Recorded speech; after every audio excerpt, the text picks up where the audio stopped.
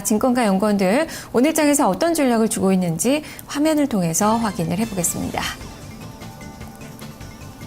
동양증권 조병현 연구원입니다. 미국의 연준 정책 변화 우려가 경감할 때 이 신흥국으로 자금 흐름이 강화될 것으로 기대를 해보자라는 의견을 주고 있습니다.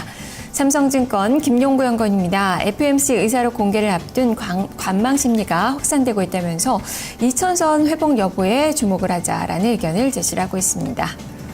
토러스투자증권 김종수 연구원입니다. 경계 심리가 증가되고 있다.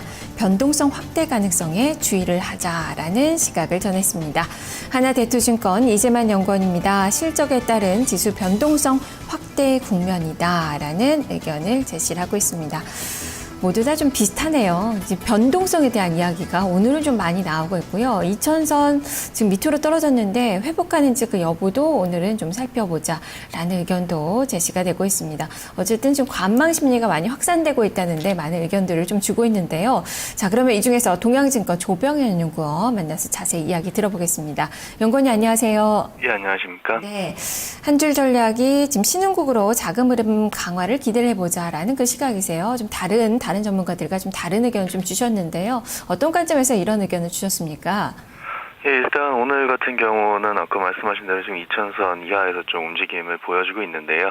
아무래도 그 미국 쪽에서 그 어저께 좀 하락하는 조정을 받는 이런 모습들, 해외 증시의 조정을 받는 모습들이 좀 나타나다 보니까 이런 부분들이 좀 악영향을 미치고 있는 것이 아닌가 이렇게 생각이 됩니다. 다만 미국 증시 보더라도 일단은 하락 자체가 이렇게 기술주 중심의 하락이 이렇게 나타나고 있는 걸로 봤을 때는 실적 시즌 초기에 그 일반적으로 기대감을 반영하면서 올랐던 이렇게 기술주들 같은 경우는 성장주들 같은 경우가 이렇게 약간 변동성이 확대되는 모습들이 나타나곤 하는데 이런 것들의 어떤 일환이 아닐까라는 생각을 하고 있고요. 그래서 이런 미국의 지금 조정을 그렇게 크게 우려하는 상황은 아닌 것 같고 일단은 미국을 중심으로 해서 그 선진국 증시가 밸류에이션 논란에 직면을 하고 있습니다. 그리고 지금 미국 증시 같은 경우가 이렇게 밸류에이션 논란에 직면을 하고 있지만은 그렇다고 해서 미국 경기에 대한 기대감이 이렇게 훼손이 된다 이런 쪽은 아닌 것 같습니다. 월 초에 고용 지표에서도 보셨겠지만은 미국 경제 지표 상당히 긍정적으로 나오면서 미국 경기에 대한 기대감은 상당히 높아지고 있고요. 그래서 이제는 그 미국 경기 회복이 이제 신흥국 이라든지 이런 주변 국가들로 이제 스필오버라고 흔히 말하는데 이렇게 확산되는 형태로 진행될 것을 기대를 하고 있습니다.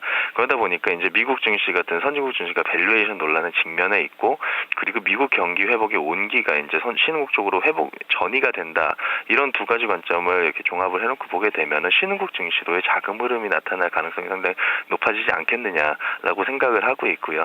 그 중에 또 한 가지 필요 조건이 그 연준의 정책 스탠스가 어느 정도 완화적으로 유지가 되어야 한다는 건데 최근 들어가지고 연준 쪽에서 나오는 이야기들 계속 들어보면은 매파 쪽에서는 분명히 기준금리 인상 필요성에 대해서 이야기를 하고 있지만은 옐런 의장을 중심으로 해서 비둘기파들은 그 충분히 경기가 회복될 때까지, 그러니까 질적인 회복이 충분히 이루어질 때까지 완화 완화적인 스탠스를 충분히 가져가야 된다는 의지를 계속해서 표명을 하고 있습니다. 그래서 이쪽의 의견이 연준에 일단은 대표성을 띠고 있다고 생각을 하고 있고요.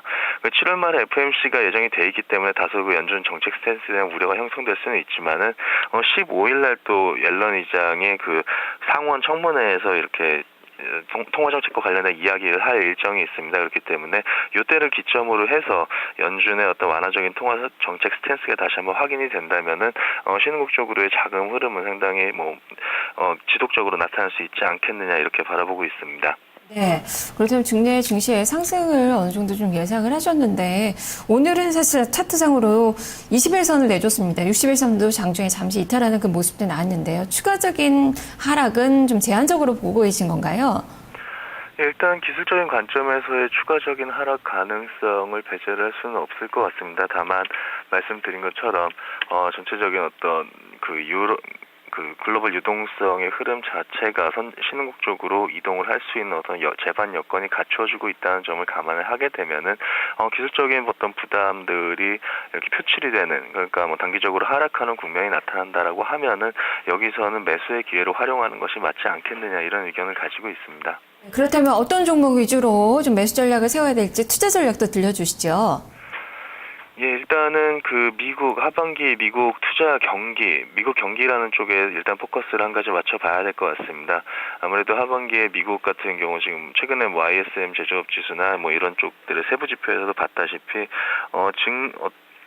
그 재고는 상당히 줄어들고 있고 생산 압력은 상당히 늘어나고 있는 이런 상황인 것 같습니다. 그리고 최근 들어가지고 보게 되면 가동률 같은 경우도 거의 80%에 육박을 하고 있는데 이게 글로벌 금융위기 이전에 호경기 수준까지 거의 다 올라온 상태입니다. 그렇기 때문에 미국 제조업 부문이 지금 설비 투자 압력에 직면을 하고 있다는 판단을 하고 있고요. 그래서 우리나라 같은 경우는 아무래도 미국 쪽에다가 자본재를 수출하는 비중이 상당히 높습니다. 그렇기 때문에 우리나라 전체적인 어떤 수출 쪽에서의 긍정적인 수혜를 볼 수 있다라고 생각을 하고 있는데 특히나 최근 들어서 미국의 투자라는 것들이 IT 부문을 중심으로 해서 진행이 되고 있습니다. 그래서 뭐 최근에 인텔이라든지 이런 IT 기업들이 긍정적인 주가 흐름을 보였던 것도 마찬가지 맥락이라고 생각을 하고 있고요. 그렇기 때문에 우리나라 쪽에서도 미국 쪽에 수출하는 IT 하드웨어 업종들에 대해서 관심을 가져볼 필요가 있다가 한 가지 생각이고요. 또 한 가지는 어저께 최경환 그 부총리 청문회가 있었는데 2기 경제팀의 정책 태도가 점차 명확해지고 있습니다. 그렇기 때문에 여기에 좀 포커스를 맞춘 투자 전략 생각해 볼 필요가 있을 것 같고요. 아무래도 부동산이라든지 내수 그리고 뭐 이런 쪽에 대해 가지고 계속해서 관심을 가지고 있는 2기 경제팀이다 보니까 건설이나 금융 쪽에 대한 업종들에 대한 관심이 필요한 시점이다 이렇게 보고 있습니다. 알겠습니다. 말씀 잘 들었습니다. 감사합니다. 네, IT, 건설, 금융 쪽으로 집중을 해보자라는 시각이네요. 동양증권 조병현 연구원과 함께했습니다. 자, 이어서 포트폴리오 전략을 알아보겠습니다.